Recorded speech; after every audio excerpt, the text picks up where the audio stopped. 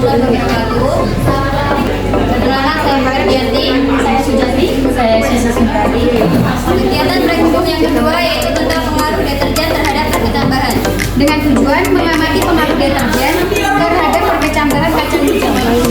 Alat dan bahan yang kita perlukan yang pertama yaitu air, botol berukuran 1 liter, kemudian gelas plastik, kemudian ada kacang hijau, label, alat tulis berupa spidol, kembali, ujian buku, kemudian kertas saring dapat berupa tisu, yang terakhir ada kertas timah atau aluminium foil. Kita juga perlu sendok. Nah, langkah yang pertama yaitu kita menyiapkan larutannya dulu. Nah, larutannya itu ada larutan 100%, 50%, 25%, 12,50%, 6,25%, 6,25%, dan 3,10%, dan satu larutan kontrol. Yang pertama yaitu air sebanyak 1 liter, kita tambahkan dengan deterjen sebanyak 1 gram.